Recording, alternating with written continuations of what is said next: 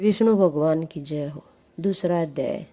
नारद जी कहने लगे, हे राजन, जैसे सतयुग जैसा युग, वेद समान शास्त्र, गंगा जी जैसा तीर्थ, जल दान जैसा दान, बारिया समान सुख, खेती जैसा धन, जीवन के समान लाभ, नेत्रों के समान ज्योति, भोजन के समान तृप्ति, सत्य के समान यश, आरोग्य के समान हर्ष कोई नहीं है।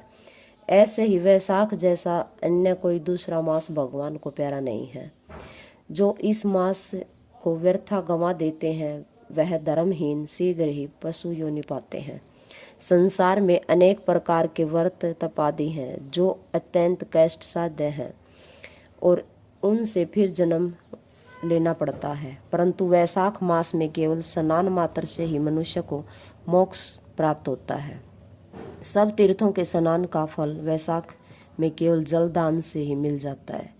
जिसमें जलदान देने की भी शक्ति न हो वह दूसरे से दान दिलवाए, उसका भी यही फल होता है। जो पथिकों के लिए प्याऊ लगाता है वह अपने कई कुलों का उद्धार करता है। प्याऊ लगाने से देवता, पितर तथा ऋषि अत्यंत प्रसन्नता को प्राप्त होते हैं। जो बल की इच्छा हो तो जलदान, जो पवन की इच्छा हो तो पंखा वैशाख मास में दान दे। जो प्यासे को जल पिलाता है वह राजसूय यज्ञ का फल प्राप्त करता है। जो धूप और पसीने से व्याकुल ब्राह्मण की पंखे से हवा करता है वह सब पापों से रहित हो जाता है, सब पापों से रहित हो गरुड़ के समान हो जाता है। और ब्राह्मण को पंखा दान करने वाला अनेक प्रकार के रोगों से दुखित हो नरकवास करता है। जो थके हुए ब्राह्मण पर कपड़े से ही हवा करता है वह पापहीन होकर भगवान के सायुज्य मुक्ति पाता है।